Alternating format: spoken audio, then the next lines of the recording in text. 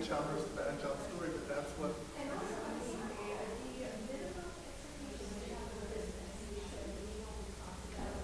Go into it.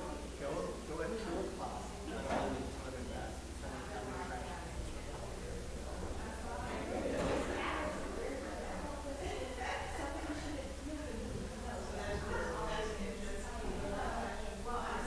So you're talking about this moral obligation, but Maybe you he's could going to say say, like, go right by well, hand. Ron Mulder does that. He does it very well.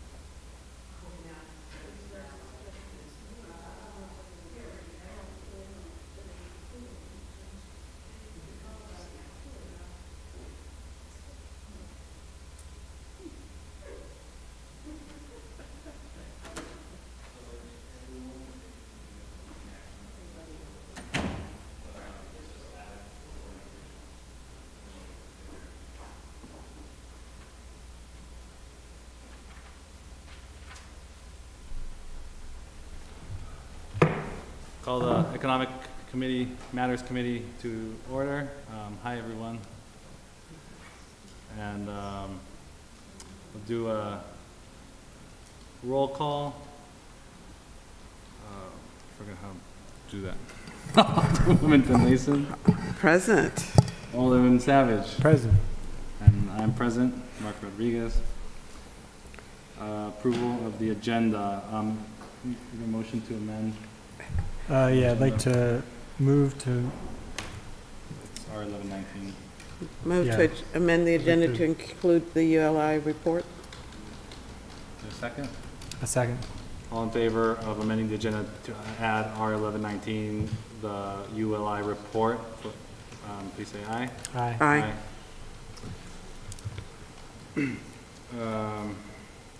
Do we have to approve the agenda as amended? Is there a motion to approve the agenda as amended? So move. Second. All in favor? Aye. Aye. Next item is approval of the minutes. Is there a motion? I move to approve the minutes. Second. All in favor of approval of the minutes, please say aye. Aye. Oh, next, if you're so kind, it's the annual election of the committee chair. Mr. Chair, if you're willing to accept a reappointment, I move that you be reappointed as chair of the Economic Matters Committee. I'm honored, thank you. A second that appointment. All in favor, please say aye. Aye. Aye. Thank you. Let's see. Do we have Matthew Evans or Christian Zazali here? No, right? And Hillary Rafkovich. Raftovich. I'm really bad with last names today. I apologize. Did call me and let me know that they weren't actually going to be able probably to make it, but staff strongly recommends them and they are reappointments. So if everyone's had the opportunity to look at their application and resume, I would love to move forward with recommending them, but I'll leave it open to my colleagues to decide if you would rather wait for them to appear or not. Mr. Chair, I think we should have a protocol, because some committees require the candidates to come before them, others do not, and sometimes within the same meeting, some people are accepted and some are not. I think that we are on good ground if we are approving the reappointments, because they've already demonstrated their interest and ability to serve. If these were new appointments, I would suggest that we wait until they're here to speak to us. So since these are both reappointments, I would move AP 7018 and AP 7118, giving a favorable recommendation from Economic Matters. Thank you very much, and I completely agree with that protocol. I'll second that motion. All in favor of the reappointments of Matthew Evans to the Building Board of Appeals and Christian Zazali to the Board of Appeals, please say aye. Aye. Aye. Great. Before we go into legislation, I would love to add in the ULI presentation, Ms. Fogarty, that you're here. Thank you very much for being here today on such short notice and for speaking with us. Today we will not be taking any action on the resolution of this report, but we just wanted to kick off the conversation and the information gathering with this resolution or report. Mr. Chair, you might want to, for the public's sake, kind of tell what the ULI report is, unless Ms. Fogarty is going to cover that. Yeah, I think she's gonna cover it, and I can also, I think you'll cover that, right? Yeah, just from the basics background and then kind of what the process is going forward. Hi. I don't think it's on. It's the button on the base. On now. Good afternoon. Pleasure to be here with you. I had not prepared a formal presentation, but I will be glad to tell you what is going on, where in the process we are, and when you can come and join us all.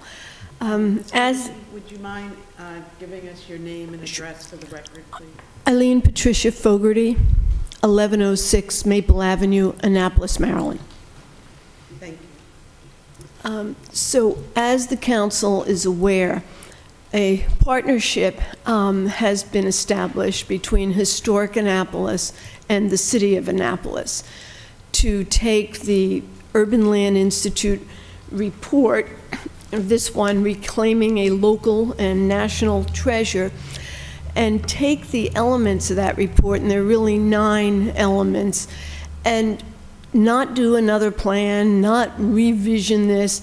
Basically, if you can think about it, narrowing it down to very specific action items. So the effort is one that'll result in an action plan for resiliency, for neighborhood and community character, for the maritime uses, for parking, for the businesses, all the areas that are covered in the report. And it'll be very specific actions so that the city council and the mayor can go the next step. Because I think, as you are all aware, there have been, it was the 87 maritime strategy, I think 1990 Ward 1, then you had 2009 comprehensive plan, you had 2010 ULI on the city dock, you had the city dock in 2013, and then you had in 2017-18 the Cultural Resource Hazard Mitigation Plan, which I was involved in that effort as well. So you've got all of this volume of work, and you also have what the ULI panel did. They interviewed 50 stakeholders in addition to taking all that volume of work. And they came out with a set of recommendations that essentially say, you know, we can do better. We've got an area on the city dock which is all blacktop. If you look at an aerial, you all should just take a look. I'm sure you can easily pull it up. The entire thing is blacktop. There's, I mean, I saw one aerial which was done in the summer. There was like a little speck of green somewhere. So the goal is to create space, get rid of that hardscape, get rid of that blacktop, and create public space where people who come have access to the water, where it's greener, where families can come, where there's an environment that's inviting. So coupled with that, to get rid of the blacktop, you have to remove some of the parking. And one of the, I think, the recommendations that'll be coming forward to you is there has to be a plan in place where you're going to relocate it, which is actually fairly doable. But because for the businesses, that parking is their lifeblood. And as long as they know there will be a way for people to get in town, I think that we'll get support for that. So that was sort of the big image. But then with that, you of course have the issue of the flooding at the city dock. So you've got the parking, you've got the flooding, taking some immediate measures with the flooding, as well as the, you know, the long-term measures, which are very, very expensive. So you've got parking, flooding, then you have what can we bring in to start to weave together a theme, so that the theme is not just you can get a t-shirt and a beer here. And the theme is something that will appeal to all aspects of our citizenry and our community. We're looking at a maritime history, but we'll be doing outreach into several of the communities to try and get African American history, to get waterman history, to try and bring that together so that when people come down, there's a reason for all of us to go down, rather than just tourists. So that's sort of the overview. We've got some guiding principles, and one of the guiding principles is also to preserve and enhance the downtown Annapolis's maritime heritage, but also its built form and character. So we are not revisiting at this juncture, we are not revisiting whether something should be 10 feet or 20 feet taller. We are staying within the general framework. There will, I'm sure, to address resiliency issues, there will be some additional height that will come forward at some point, just in order to deal with the flooding. But we are keeping that envelope, and our focus is the public space. How to make that public space exciting, inviting, active. So that's sort of the direction. Initially, there was going to be a committee of about 15 people. So now we have an action committee of around 20, the number moves a little bit, around 20 people. But the issue for the city and Historic Annapolis is we don't have any professional expertise. This effort would be, I kept saying this effort would be about $150,000. It would be more than that. It would be a couple $100,000 to drill down and get the kind of schematics we need, the kind of detail on the parking. So people have come to us, and we have gone to people in the community to get the expertise, all volunteer, to put together. We've got several really wonderful architects, landscape architects. We have parking experts, biking experts, transportation experts. We have financial experts. Most of you probably know John Hammond. We have people like Dick Hillman, and then we have a young man who is on the board of Ward 1, who is a fighter pilot, who has chosen to move here in his early 40s and make this his home. So we've tried to get a range of ages and expertise and energy. So you have an action committee of around 20 people, but then you have these working teams, and the teams are, one is parking, understandably, one is resiliency, one is the Burtis House, one is financial tools, one is business for businesses, one is neighborhood, community character and community benefits for residents. One is programming, has several artists, musicians on it. One is maritime, and then, of course, the design and placemaking. So you've got the expertise, again, all volunteers. So we're trying to narrow the focus so that we can come back with a product that enables the mayor and the council to take action, not another plan. Is that sort of does that answer sort of general questions? Yeah, that's wonderful. Thank you very much, and maybe Alderwoman Tierney can add some context as well.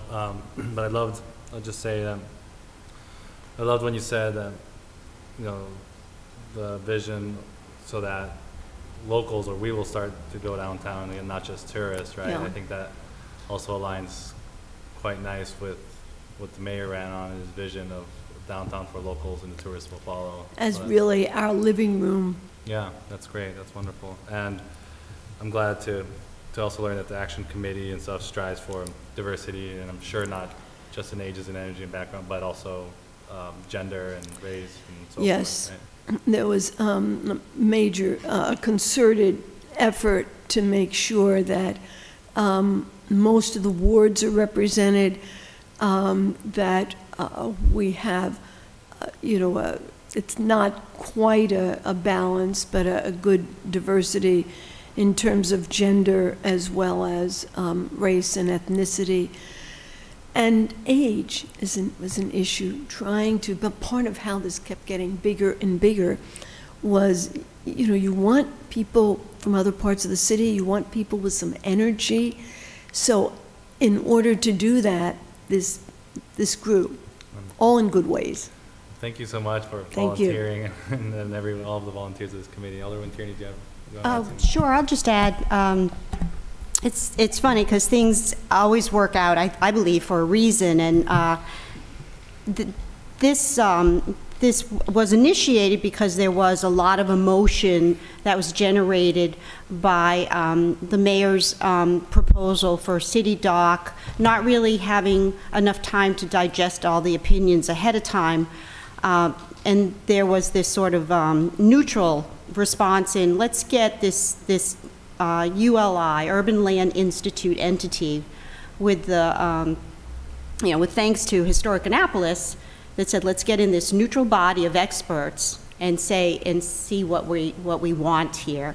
And that if you were involved in that 2-day presentation and work groups, there was a lot of investment, and people were from all over the city. And the biggest message out of that was this is not just, Ward 1. This is not just Ward 1. This is the city's dock. This is the city's environment. This is the city's waters. And we should all have a voice in this. And how do you do that? And I think this is the best effort we can make at this time. With the leadership of Eileen, she has the experience. And I feel comfortable that we're not at a point where somebody will say, hey, gee, you didn't ask me, because there's 90 volunteers. And then there's plans for future focus groups, and that's all being worked out. So why the resolution? I believe that this effort has to be elevated to the point of the council, where this is what we are working on at this point in history to fix City Dock to be the best that it can be. And I think that that elevates to the point of a resolution. Now, this resolution does not adopt it. There's nothing to adopt or codify, or, as Eileen said, there's no height and stuff like that in it yet. I assume that will be the next step in the fall, or whatever the report, whatever the work groups develop. So this is where we are, and I think it would be historical if the City Council is unanimously behind the resolution of adopting this path forward.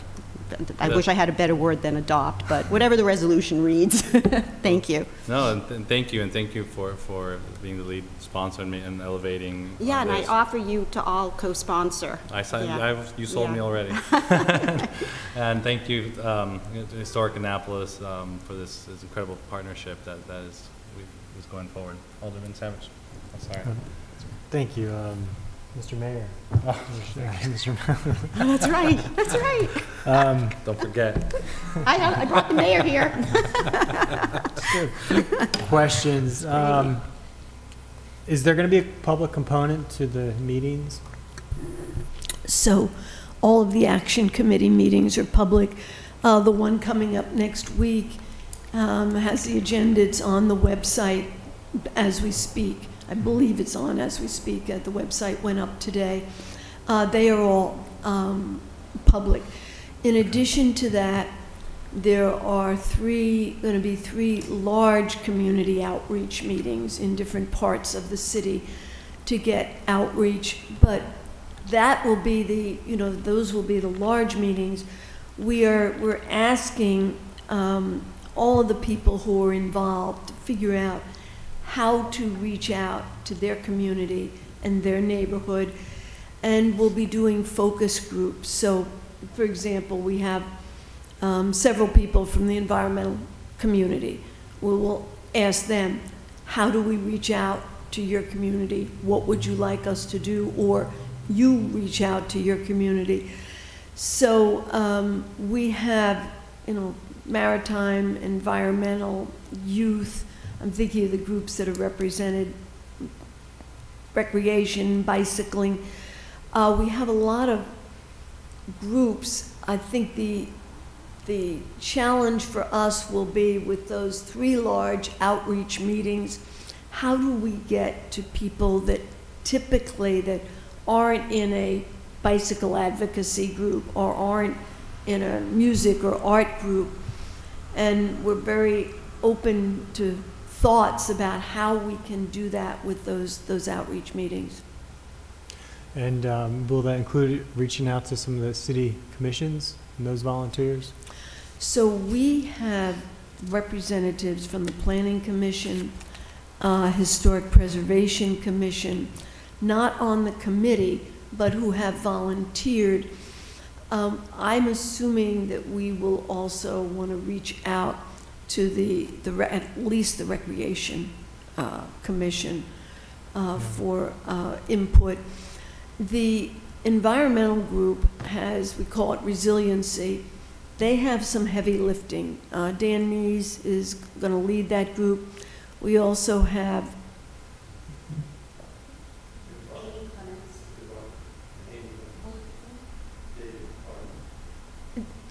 David Barker, who will be head of Severn River Association, and Amy Clemens, who heads up the Spa Creek Association.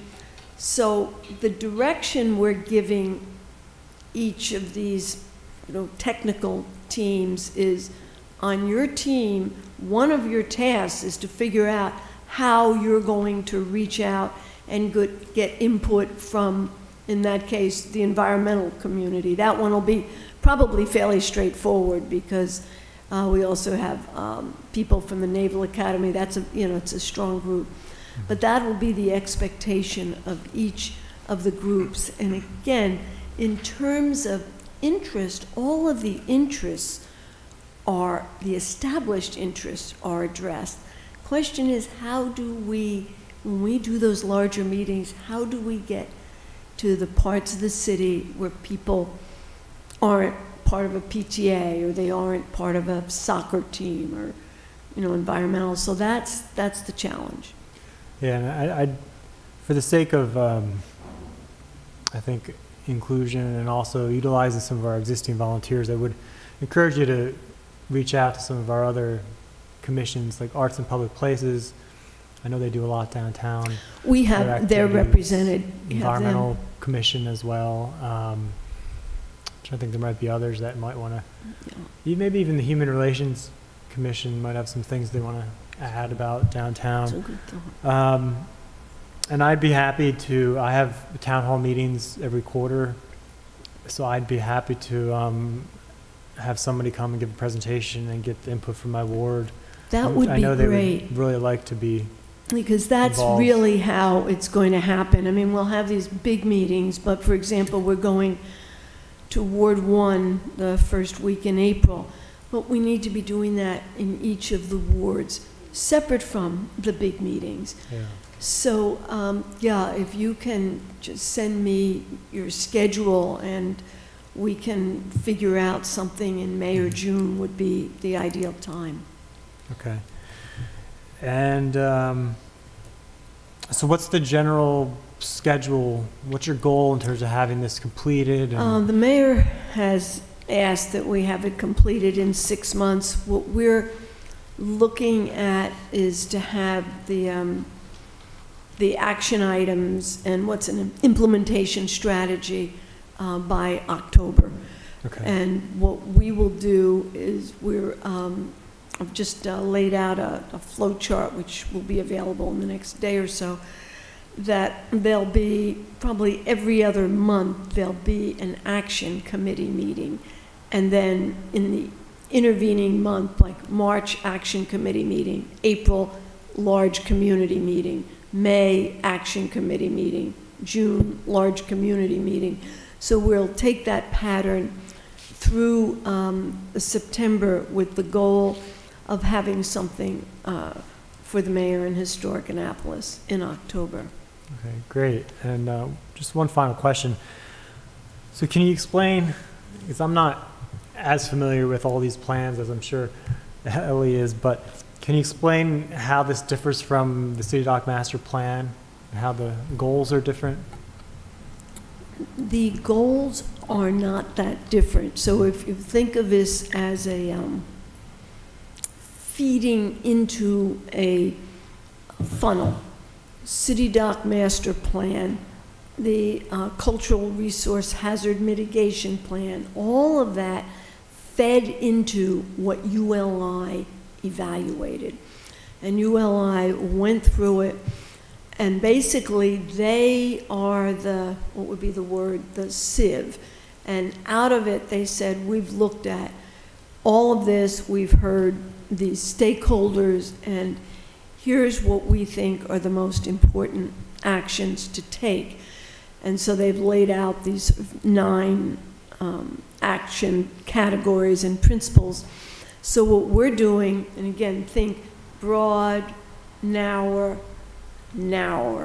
we're taking that and saying, okay, so what does it mean if we're going to have this space that everybody can use? We need a schematic. We need to know what size it is. We need to know how we would program it. We need to know how we're going to deal in the short term with flooding, because you can't have space that's flooded. We need, if we're going to do that, we need to find an immediate solution for parking, because the businesses will not support anything where you take it away and you don't put it somewhere.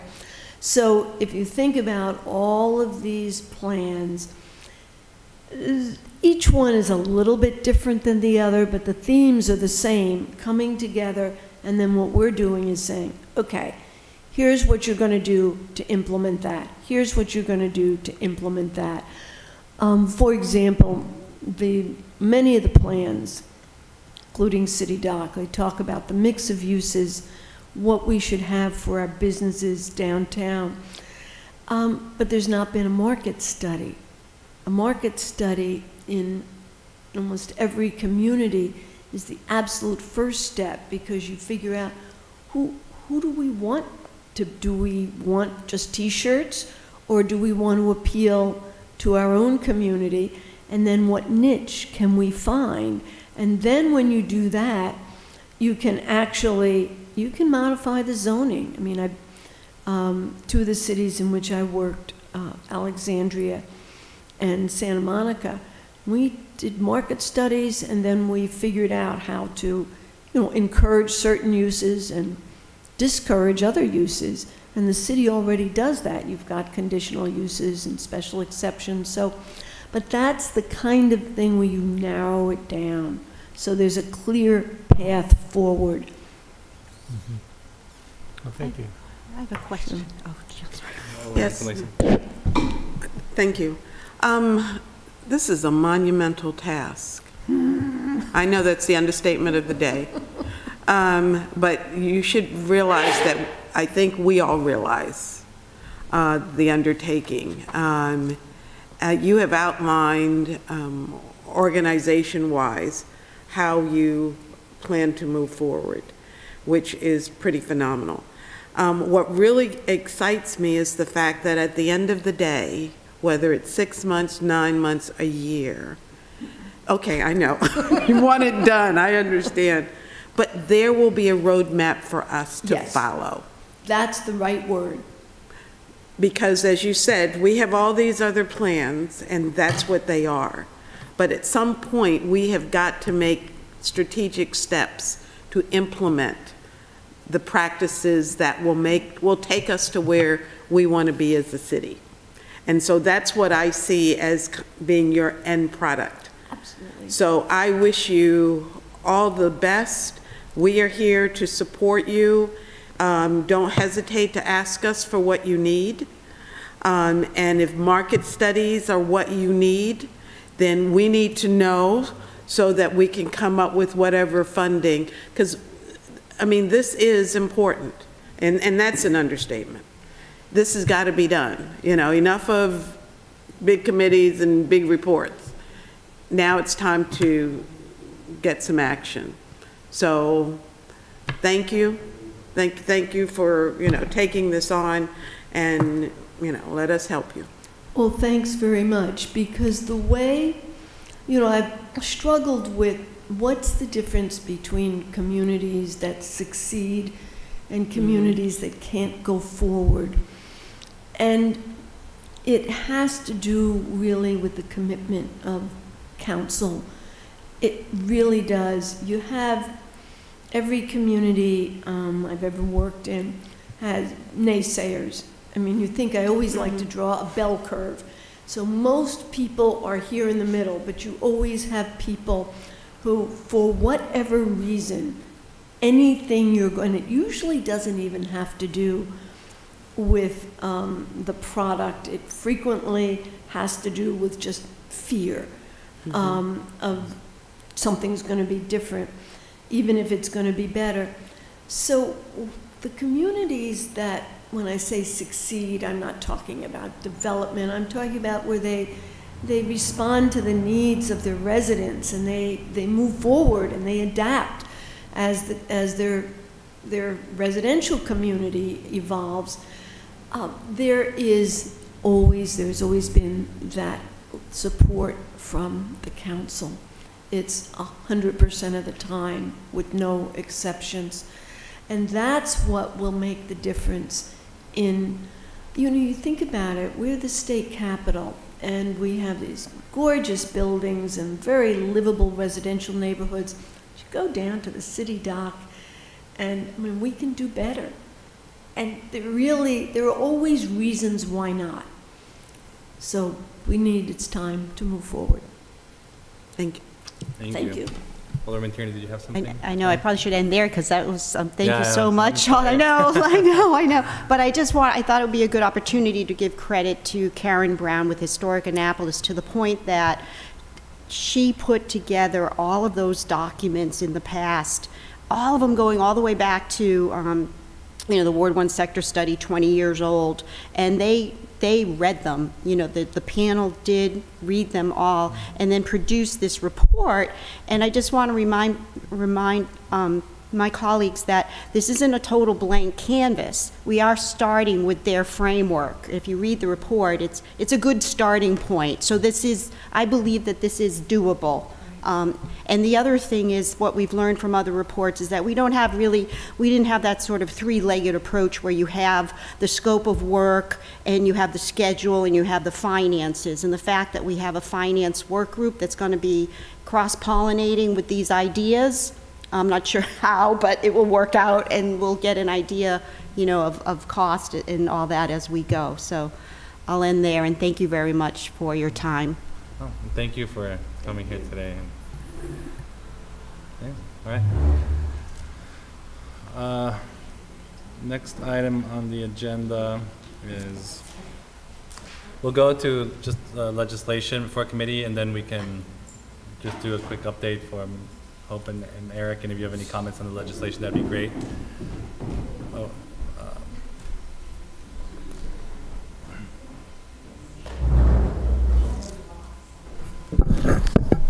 so the legislation before the agenda is 04218, sidewalk signs, and Dr. Nash is here from Planning and Zoning. Thank you so much. How are you? Thank you. Good afternoon. Sally Nash, Department of Planning and Zoning. This ordinance 04218 is called sidewalk signs. It defines a new type of sign that is a freestanding sign that could be displayed next to the permit holder's business.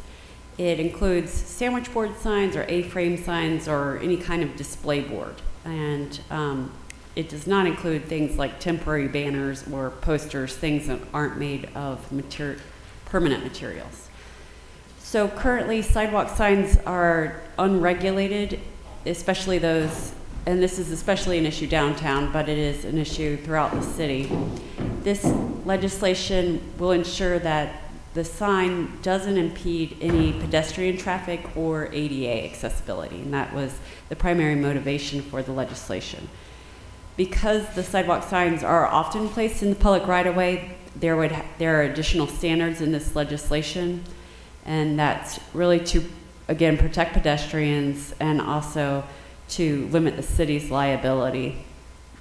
A permit holder can have one sign per business, and there is a waiver of the fee for, depending on if you amend the ordinance until June, or the Planning Commission has suggested an amendment that would extend that period for 6 months following passage of the ordinance.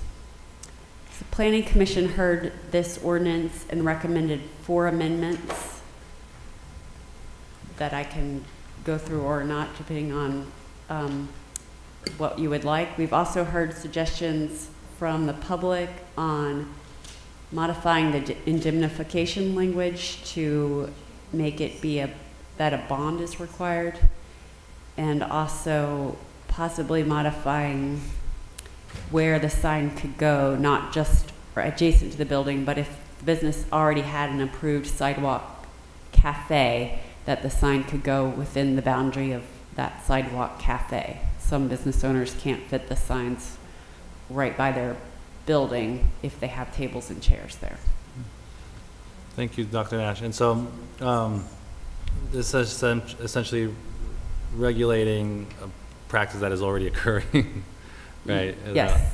And I would personally be interested in perhaps going through the Planning Commission's proposed, and I think something just to be also careful is not over regulating, right? And I don't know if the Planning Commission's recommendations add that. And then I'm also curious about why extending the fee.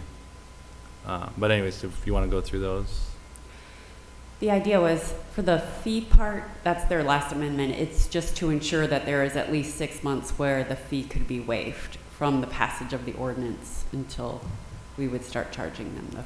The sign permit fee is $60, and so just exactly when that would go into effect. So that was their fourth amendment. Okay. Their first amendment speaks to what you just mentioned about the over-regulation. They were a little concerned about that, and they debated whether a permit should be required for this type of sign at all.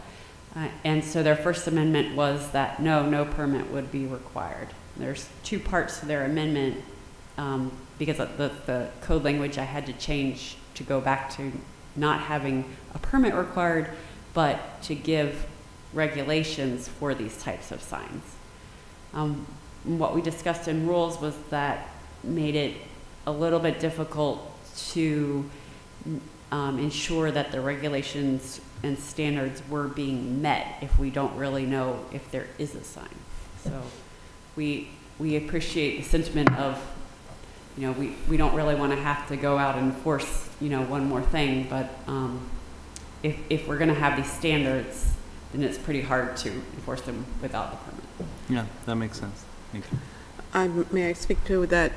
As Dr. Nash said, the Rules Committee opposed this, the very first amendment. I guess a decision has to be made as to whether we want to regulate these or not. And the city is at risk, even though the businesses are responsible preliminarily. You know that if something happens, the city's going to be part of any lawsuit. And I cited to the members of the committee a personal experience. My girlfriend and I were in DC on K Street, and one of these A-frame signs blew over and broke her foot in 7 places. We didn't know who to talk to. I mean, we went to the hospital because she had to go to the hospital, but there was no line of responsibility. And I think this legislation clearly defines what responsibilities people have. Am I correct, Dr. Nash? That's right. So. Thank you for that, Alderman Finlayson. I already put an X next to the first one that I wasn't going to support their planning commission. Alderman Savage. Well, you got a bit of advantage here, because both Alderman Finlayson and we talked about this rules of government. But I actually support the planning committee. I lost that argument at the committee, but I do support their First Amendment because I don't think we need to permit these. I think we do need to regulate them. But as I said there, we get ridiculed enough for permitting sheds. This is a number of steps down from a shed, and I just think it's more bureaucracy. We don't need it. You're still going to have to do outreach anyway, because even if we have permits, people are going to need to be made aware that you have to now get permits. If we don't do it, it's going to be the same thing. We want to educate people about these kind of signs, and it's going to be basically on a, either way, it's going to be on a as needed, as reported basis. I don't think we're really going to be sending staff out to regularly, is my guess anyway, regularly inspect, go down the street and inspect for signs. This would apply to the whole city, right? Not just downtown. That's right. And So that was just my rationale. thank you. And without a permit, can we still charge a fee? Well, I don't think so. Well, there'd be less need. There would be for- no There would be reason to no- charge yeah, a no fee if processing, it's not no going to permit. And I would be curious as to, this arose because of businesses blocking sidewalks and causing perhaps injury or potential injury and harm. So there is a problem, this arose from being a problem, right? Right. That's the need for this. Like you said, pedestrian access, ADA. Okay. Other information? Yeah, I'm trying to think of our discussion at Rules the other day that touched on over-regulating. People have sandwich signs now, all up and down Main Street, all up and down Maryland Avenue. And there is no means of controlling size, location. You know, many of our sidewalks are very narrow. And if a business chooses to put out a sign because we have nothing in our code to speak to it, they have every right to do that. And if it means impeding the sidewalk, people that need ADA accessibility, it's not available. So, you know, I think we have a responsibility to make our city a safe and, I don't want to say walkable city, but we want to make people have easy access to getting around our city. And this is just one small step in doing that. So, Thank you. Mr. Chair, I'll make a motion that we oppose the Planning Commission's First Amendment. Is there a second? I guess I can second. I'll second. All in favor of opposing Planning Commission's recommended First Amendment, say aye. Aye. Aye. No. Sorry, Rob. All right, the second one? All right. The Second Amendment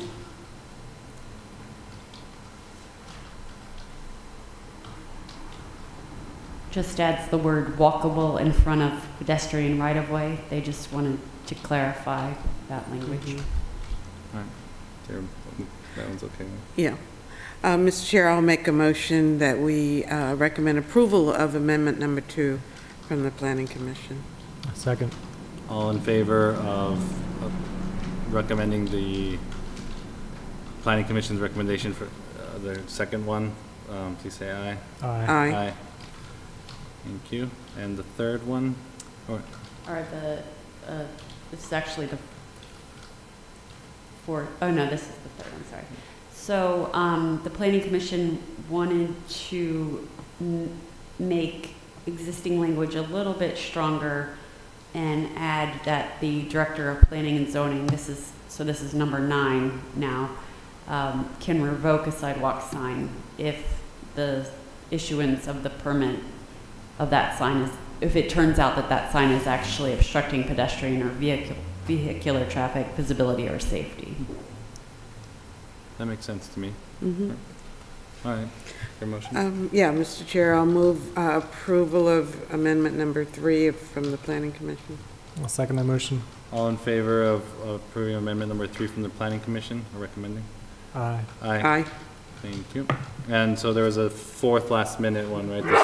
Of the, whether to Bless delay you. or not the. Fourth one is fee. about the timing of when the fee, for the fee waiving, whether it be until June 30th or if it's 180 days following passage of this ordinance. So I'd be curious as to the pros and cons of, what do you recommend, Dr. Nash? Well, I think we want at least 6 months with no fee. We didn't know how long it would take for this ordinance to get approved. You never know. What? So she just put it right back on us, obviously. I mean, I'm really splitting. I mean, the Planning Commission. What are the rules? Well, Mr. Chair, I think it's only fair to the businesses that, and to our staff, and Mr. Evans, and and Hope, I'm sorry, I forgot Stewart. your last name, Ms. Stewart, to give us all an opportunity to get the word out to the businesses so they'll know what's expected. And so I think that 6-month grace period will do that. Okay. I move that we recommend favorably Amendment 4. Just a second. Second. Mhm. All in favor, say aye. Aye. Aye. I Okay. move we adopt, I move that we recommend favorably as amended, Mhm. 04218. 04218. Second. All in favor of recommending 04218 as amended, please say aye. Aye. Okay, thank you, Dr. Nash. And Ms. Stewart and Mr. Evans, do you have a quick 5-minute update? Great. Not to limit you, but But you only had 5 minutes, that's what you just said. okay, 7 minutes, 5. Ms. Stewart, do you want to go first? Okay, well, right now, I'm just focusing on trying to increase our outreach and communication efforts. Our newsletter right now is 272 subscribers. How many? So, 272. Nice. That's not even 5% of Oh. the businesses in Annapolis. So, if we want to get our information out, we need more people getting our information. Also, I redesigned our website for economic development just to kind of make it easier to find information. And we're going to be doing a joint push, Downtown Annapolis Partnership, SP Plus, on the Park and Ride program that we offer. So a business can pay 50 cents for a voucher, and a patron can get an hour free parking downtown. And patrons can collect four tickets, so they get 4 free hours of parking downtown. Could you turn your mic on, please? Oh, it is on. Maybe I'm just not close enough. Only 14 businesses are currently participating, so we want to get a lot more businesses signed up by summertime. So, and for events, we've got the Hispanic Roundtable on March 27th and the African American Roundtable on April 16th. May I ask, could you explain the program, the voucher program again? Oh yeah, Park and Ride. So Park and Ride. Park and Shop. Park and Shop. Park and Shop and Park and Dine. So a business, they pay 50 cents for a voucher, and that voucher gives their patrons an hour free parking. in So the then they'll city. distribute the vouchers to their clients or They their will. patrons? Yeah, and a patron can collect 4 vouchers. So that's 4 free hours parking downtown. So, Are they limited as to how many they can purchase? No. Are they limited on how many they can give? You said something about 4. That's the patrons, they can collect 4. You can only redeem 4 in a day. That's all the Okay. parking garage system will allow you to input for 4 Okay. hours. Well, cool. So it's a good way to give free parking to our customers coming downtown. Well, it's a benefit for the customers also. I mean, to know that the place of business is going to give them, Right. parking. And a benefit for the businesses, Yeah, because that's- wouldn't a customer like to patronize a business? It gives them free parking. So hopefully we'll have a lot more signed up by summertime. Mm-hmm. You know, and with that, and this may, I don't know if this is the right form, but it got me thinking something that Jared Littman just brought up to me recently.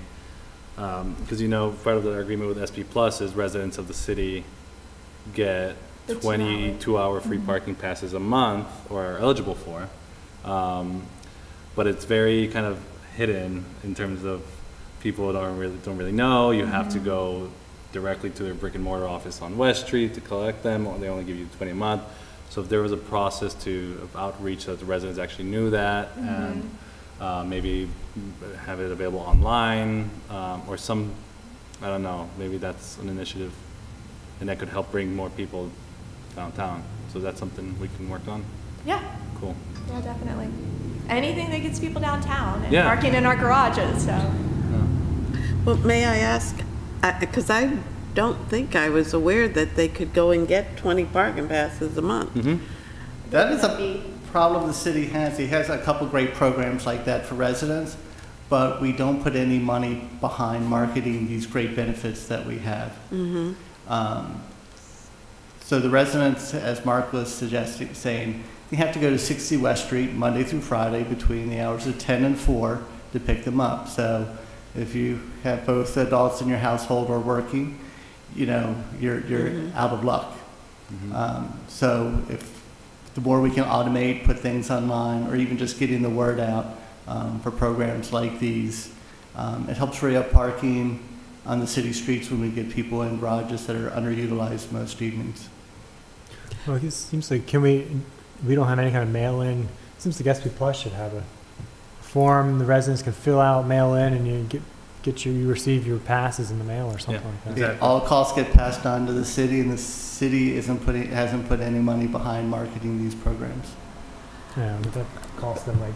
But, you know, that should be in the mayor's report every council meeting. When he gives his report, shoot him an email and say, please mention this in your mayor's report. And every meeting, you know, to just remind folks. Is it on the website in a prominent location? It is on the website. Okay, well, let me... And the answer to the second part is I don't believe it's prominent. A prominent location. Paying your citations is the most prominent thing on the website. Okay, well, what about Conference and Visitors Bureau? Are they advertising that for us on their? The residential? Not the residential, but they do the Park and Shop, if I remember correctly. Okay. I just think there must be some ways to get the word out, Everybody starting gets a with water bill. us. That seems like to me the best way to get the word out. Well, yeah, Yeah. I mean, on that vein, I was thinking, what if there's prominent displays or signs at the parking garages? City residents, you know, remember. We did have that discussion today with SP Plus Well, that was for the parking. for a parking shop. Yeah. You know, to advertise that within the parking garages. Right. I mean, because honestly, like, keeping it kind of, is that loss of, I guess, loss of revenue, is that on SP Plus? And It's not really a loss of revenue. If you look at, you know, it's your city residents that live just outside of downtown that know all the parking spots and spots to go, and they will go for that free spot before a garage. So if we can incentivize them to go into the garage, which is not at capacity, we're actually making revenue. Yeah, that's great. And so I'm wondering if SP Plus is incentivized or not to help market. They this. are. We Okay. will be marketing. Okay. Yeah. Yeah. They actually have a whole marketing plan, except for, at least for the Park and Shop. But I don't know if they have funding for that or not. If they're in agreement that it should be done, but I don't know what that process We're is. going to be talking about that. So, yeah. May I ask, what's Park and Shop? Is that a different, other than coming downtown, parking and shopping? Park and Shop costs the merchants 50 cents per hour to buy a voucher to give to their customers. Okay, So if that's you go to a right. restaurant Okay. and say, you know, we have 2-hour complimentary parking at Hillman Garage, they purchase those through SP Plus to give out to their customers. That's the Park and Shop. Okay. So just as an example of places participating now, you can eat at Luna Blue, you can shop at Clay Baker's, you can shop at Cocopelli, and then you've got 3 hours free parking. Okay, do you have to buy something? Yeah. Yes. Well, But why not? Yeah. absolutely, you should have to. Oh, that's great. Yeah, thank you. Alderman Keeney?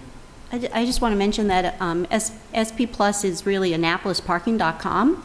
So, and people don't really know that, and their website is pretty good, and it does have, I mean, it's trying, so any suggestions are appreciated, and we just met with them, we meet with them every other week, and, you know, one of the suggestions on the Park and Shop was having it ideally, like maybe even in the garage elevators. Hey, do you know, go to these stores and you can get your parking, you know, voucher for parking here, that kind of stuff. Yeah, so a combination of it, we can, like be more visible, but also an efficient system of being able to order online.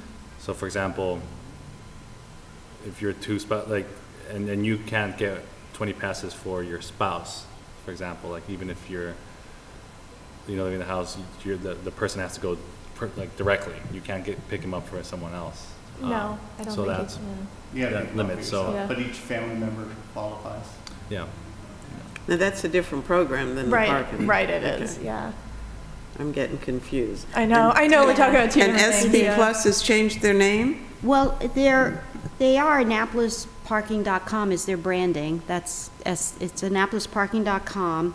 And then under their programs, they have the Park and Shop program. I mean, do people make that extra step to press programs? Probably not, but it's quite remarkable.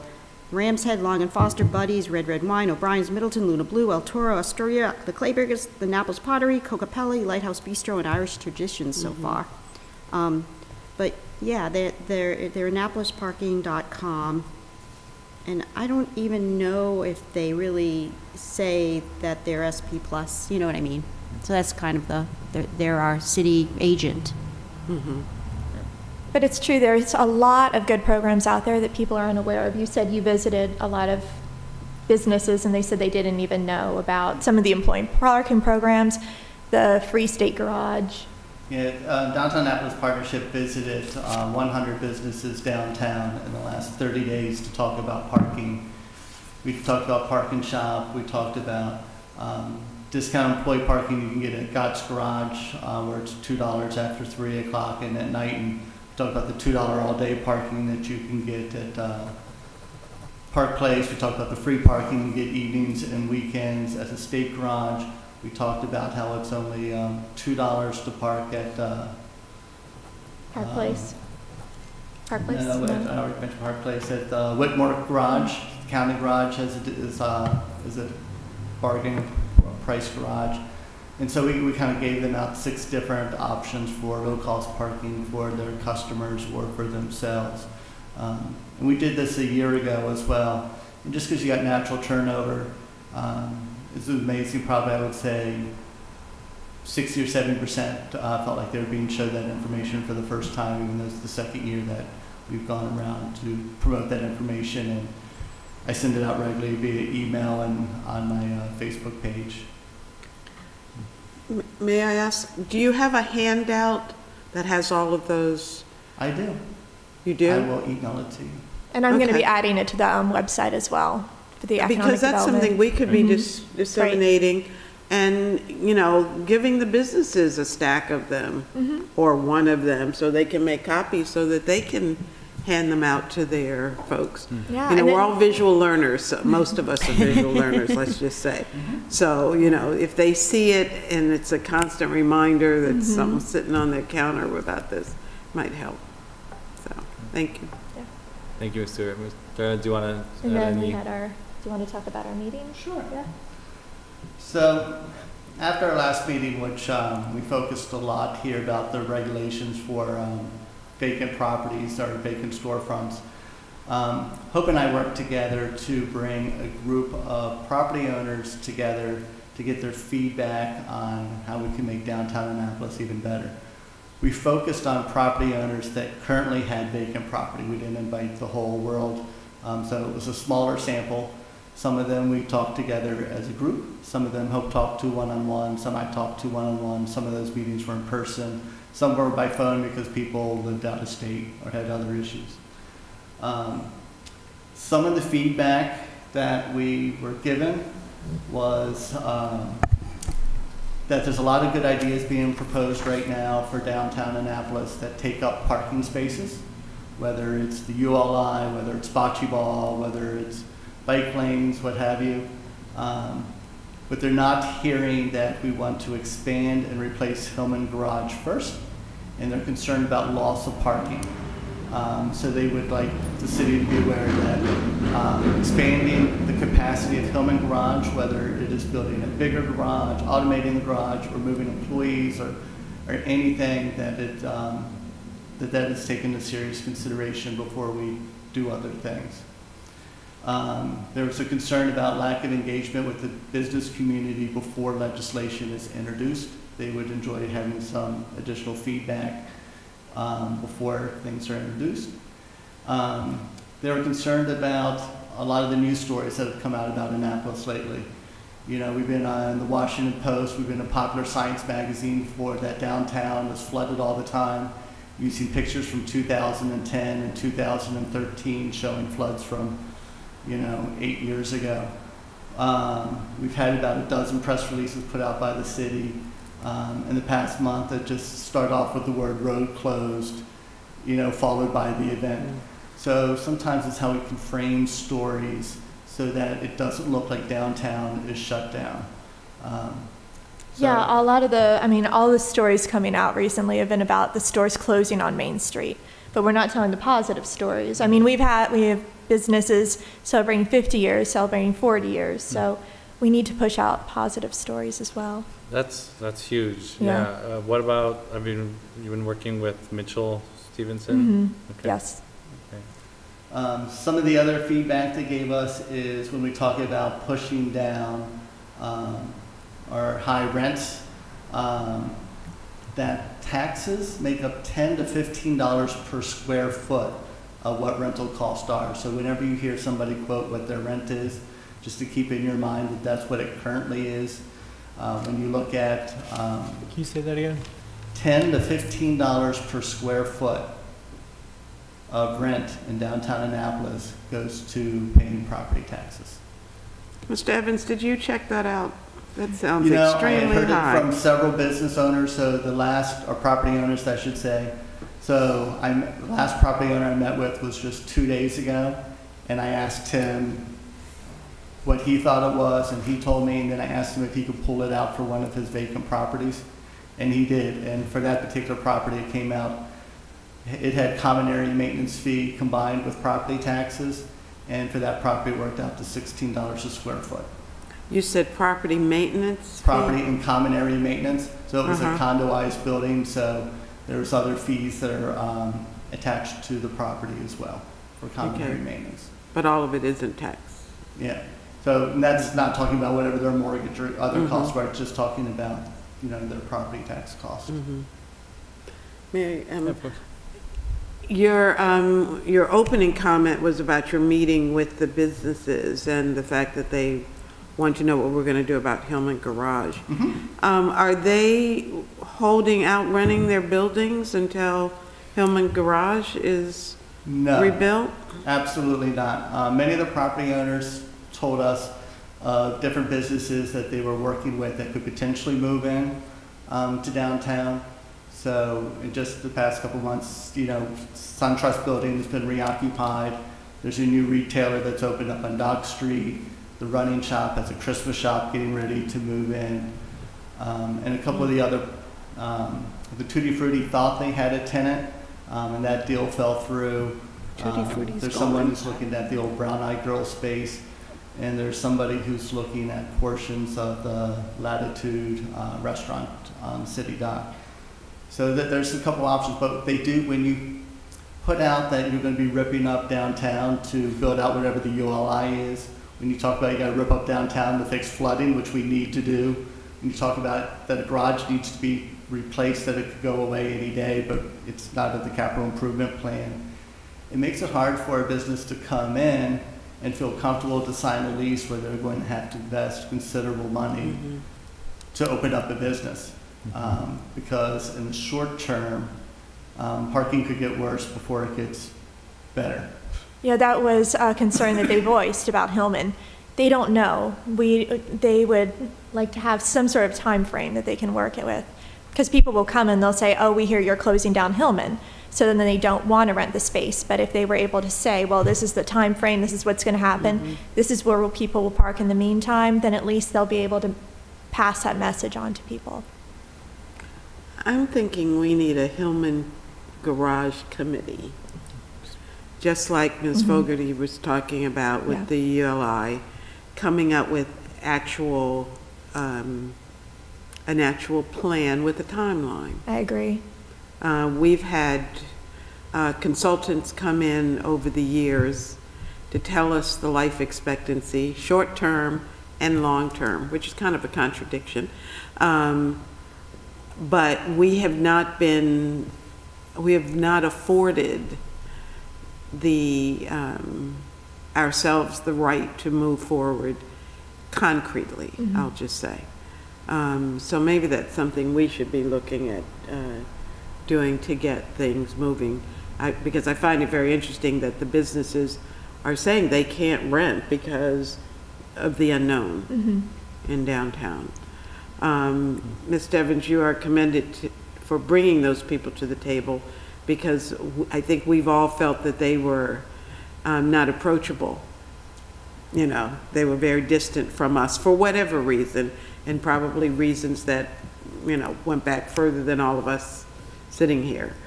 It's a lot of unique personalities to bring together. Yes. So, and my last comment, would you, in dealing with Ms. Stevenson Mitchell, make a recommendation that she not start off her press releases with a negative? Right. We have. You know, I gave staff a hard time a few years ago because whenever there was a snowstorm, they'd say the city is closed. Well, the city is never closed. You know, Public Works is out during a blizzard, police are out during a blizzard, everybody's, you know, offices might be closed, but city staff is working. And most so of the we downtown don't. restaurants don't close no matter how deep the snow gets. Exactly, exactly. So we stopped saying the city is closed. The city is never closed. Offices are closed, but the city is open for business all the time. So make sure, she's out there waving to us through the door. Encourage her. She heard, yeah. Yes, because they listen, that she be positive, you know, in spinning these articles for you. Right. It's unintentional.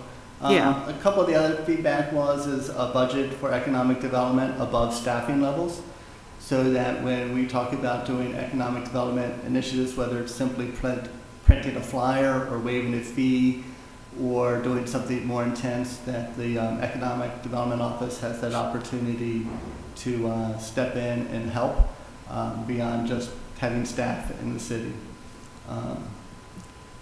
And then the last thing that came up was an estimate for a timeline when they apply for permits. So a lot of times if they're a bigger project, you know, there's a review time that's obviously necessary. And a lot of times when they turn in that paperwork, they have no idea if that is going to sit there for a week or 3 months. And they would just like to know an estimate. We know that we can't hold the city accountable for that estimate because there's always obstacles that get thrown up, whether it's another project or whether something was more difficult than originally thought, or, you know, Whether they weren't negotiations. exactly But clear. if we could give them some type of timeline that they could expect, it would make them feel more comfortable in the process, because there was lots of examples that was given about, you know, projects that we thought we could, you know, sign the lease and get the business open in 3 months. So the property owner waived the rent for 3 months, and it turned out that it was 9 months to get the building open. And the business almost goes bankrupt through the process before they even open the door. You know, and it's not unusual or out of line to ask for a timeline. You know, other jurisdictions have 15-day timelines or 45-day timelines. And I know why we don't have them, but we really should. We should. We really should. And maybe if it's a certain type of business we're trying to attract and expedite it. Well, it should be for everybody, Yeah. regardless, Yeah. I think, regardless of what their business is. There should be an expectation of reasonable timing, Yeah. you know, so. Alderman Tierney? I just had a comment. It all circles back to the ULI report, and that might be a general response to your concerned businesses, because the objective of the ULI report is to sort of make sense of all these moving parts, and specifically to Hillman. We can't replace it. To replace Hillman is in the ULI report.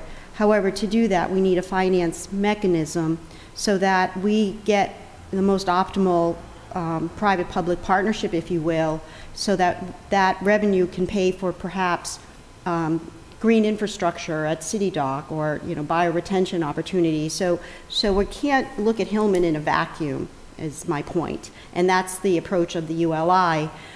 And again, we don't know the final results of that until the fall. In the meantime, does that mean that nothing will happen at City Dock? No, and I can't speak for the mayor, but I do know that the mayor is looking at some placemaking opportunities down there in the meantime, just so that it's just not stagnant. And I think he should speak to those, and I'm not sure what format, but I do know right now that's the reason for the resolution, is so that everybody knows we're all on this plan for City Dock together.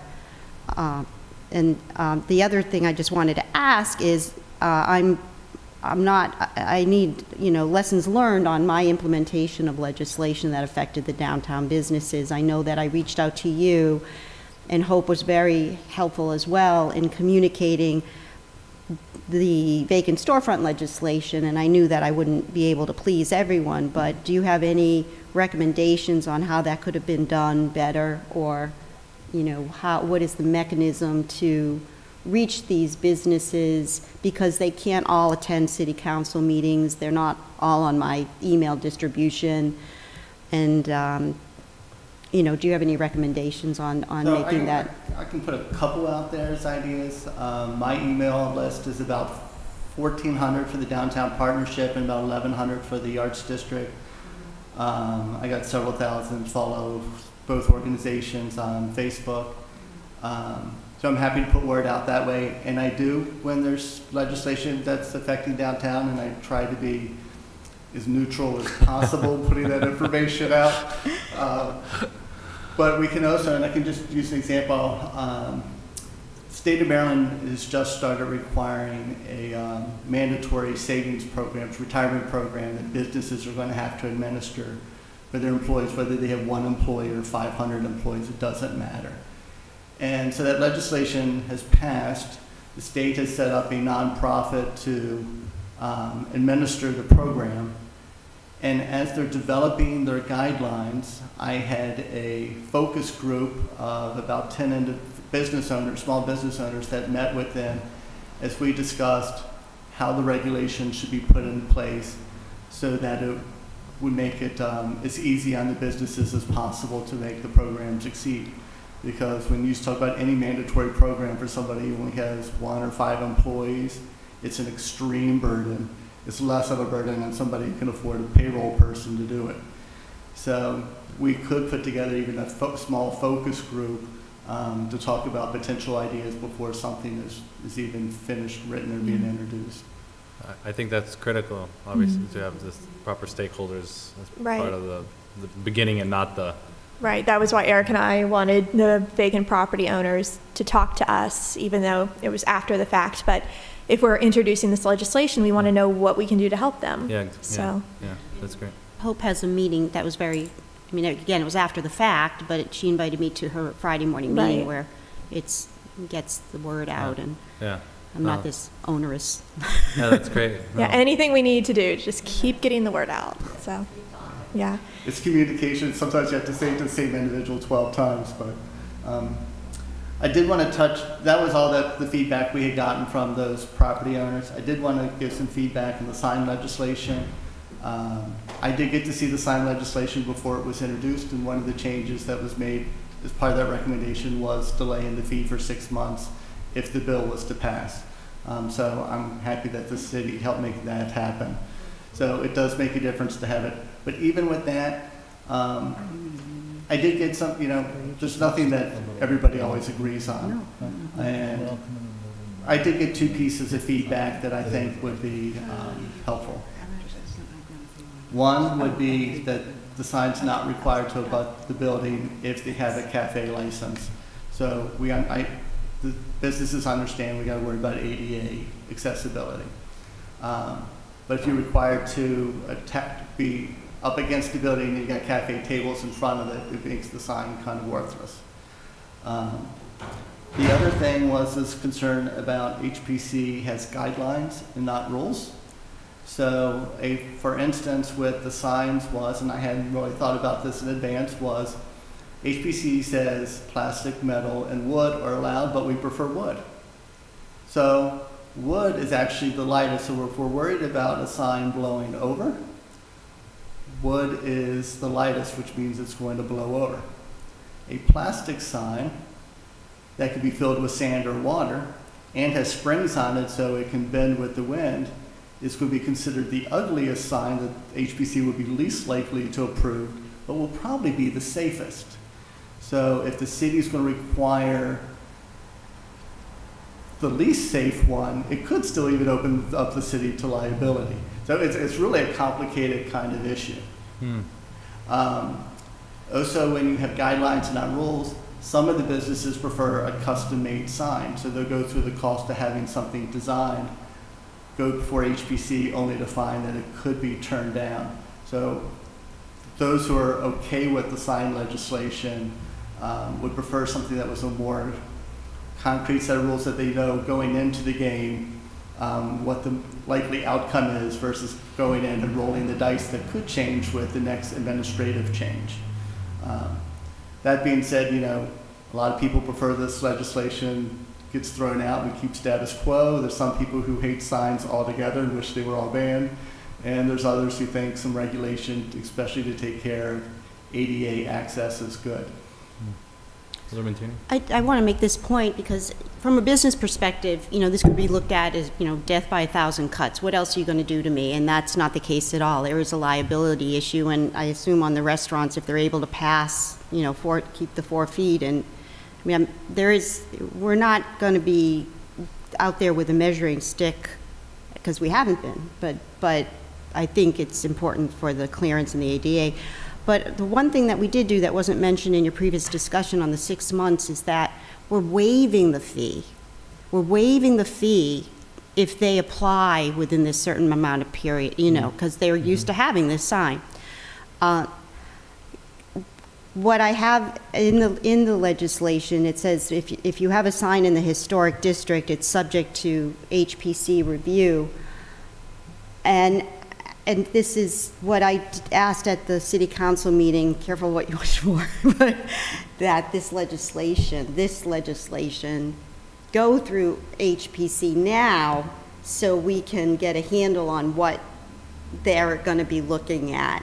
I know that, I think we need to know, and so I welcome you to attend that review. I'm not sure how that works because they're a commission, but they are going to be looking at this legislation.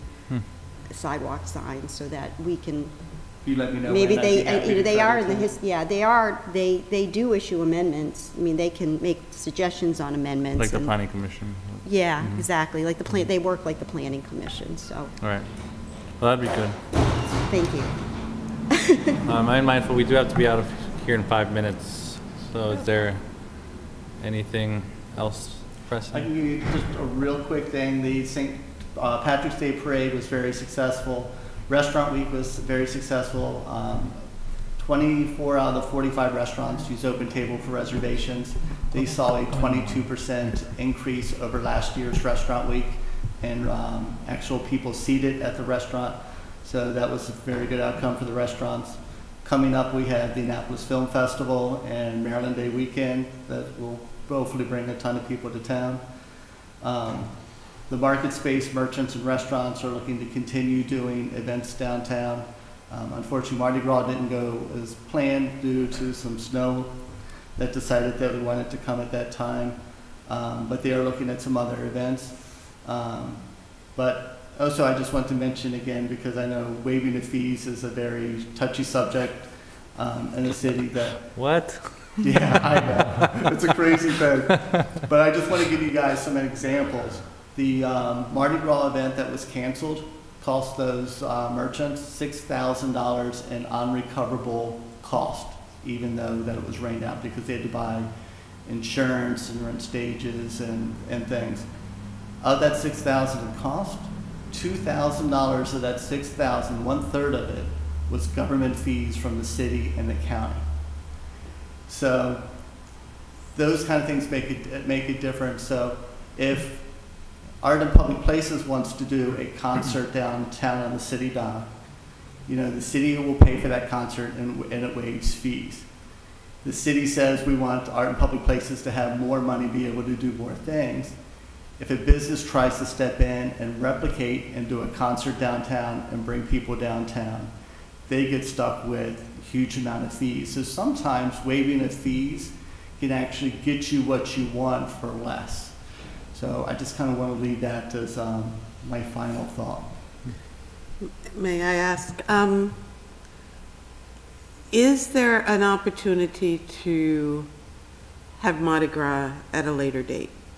And we moved the MLK parade from the traditional January date to April. Now, granted, the 4th of April is, you know, the day of the assassination, so it's still related. But why couldn't we have a Mardi Gras celebration we have Christmas in July, you know? Why couldn't we have Mardi Gras in April? So we're looking at doing a event the last Sunday of April. That would be pretty much a similar type of event. And we're looking at doing one at the end of June when Race Across America comes into town to give the public the opportunity to meet the racers that come into town. But once again, if the city does this event, it costs 30% less than when you ask us to do it, because you guys, or the city, I should say, imposes fees. So I just want you guys to be cognizant that, you know, I get asked all the time, the businesses should be sponsoring Art in Public Places, that Art in Public Places doesn't have enough money. Should we come up with new tax revenues to have a 1% or 0.1% go to the arts, which are all great programs. But sometimes, you know, waiving the fees, there's also a return on investment and allows you guys to get something for a lot less. And I know that's a delicate line for you guys to walk, but I want you guys to be aware. Well, I'd be curious, I know we're running out of time, but for the next meeting, possibly, because I know someone's working on this legislation from the mayor's office, I think, of changing the word may to shall for the arts and public places funding. You know how currently it's like the council or I forget, may 0.0, I don't know what. 0.1% should versus shall. And so my brief conversation from the person who told me about it was, I think they were getting $15,000 before. This would make, based on this last year's budget, it could increase up to $80,000. Is that something that you see beneficial, or would those funds be better used somewhere else? So again, we can raise people's property taxes to do it, or you guys can help waive some fees so the business community can do some of these activities as well. Or maybe you do both, but I just want you guys to be aware that you guys have options out there. Not to necessarily just be hardline, but really look at the cost versus benefit of some of the decisions that are made. You know, again, and I know we're all meeting to death, but maybe a group could get together and come back with a recommendation, because I don't think I've ever thought about the balance. You know, I'm willing to waive fees when I think it's the right thing for the right cause at the right time. But I'm only one person. But I think if you could outline for us why it's better for us if we consistently waive certain fees for certain things. I think we would have something to hang our hats on when we make these decisions. They're not arbitrary based upon a specific group, but we have we have a plan in place. So, and that kind of goes to Alderman Henson's objection at the meeting around wanting to see the entire picture versus just piecemeal. I mean, which makes a lot of sense. And part of that picture is what's the return. Right. You know, when we were talking about the ULI study, we were talking about honoring our maritime heritage, and you know, the only thing going through my mind is we were trying to bring a boat in and to create an uproar of trying, you know, but you know, of fees that we would or would not get, you know. So that's why I think we have to kind of look at what, you know, having a fair balance. And not just any boat. I mean, really. And not any boat. It's different if a tall ship comes in or somebody's doing an educational thing versus somebody bringing their yacht in for the weekend. Party boat. Yeah, but thank you. I hadn't thought about it that way. It's a good perspective to consider. Well, I think. I just wanted to put maybe a conclusion to the talk about the arts and public places for this fiscal year, because that came to me through the transition team and working with Julia Gibb, and I did some code research, and so they needed to submit a budget, and then there were, I guess it was Brian well, the mayor's office was asking about this 0.5 of 1%, which is the almost $80,000. So the end result of all that is it's an incremental increase this year. their budget, they've only gotten in the past like $10,000. So realistically, to go from $10,000 to $70,000. So the approach was to ask their new leadership, how much money and what do you use it for? And it's a code requirement through Archie Trader. And so they submitted a budget, and that's being submitted for this, you know, for this budget analysis. I believe it's like 30 or something. So that's where we are right now with that. And then in talking to the mayor about it, his belief is let's just do this incrementally, and no change in code at this point. That makes more sense. Yeah, that to me. makes It's kind of- such a big jump. That's, yeah, Yeah. that would be Merry Yeah. Christmas. Yeah. I Yeah. was thinking like, never mind. But I'm moving. Okay. Well, if there's nothing else for the good of the order, motion to adjourn. Move to adjourn. Second. All in favor of adjourning? Aye. Aye. Aye. Thank you very much. Thank you.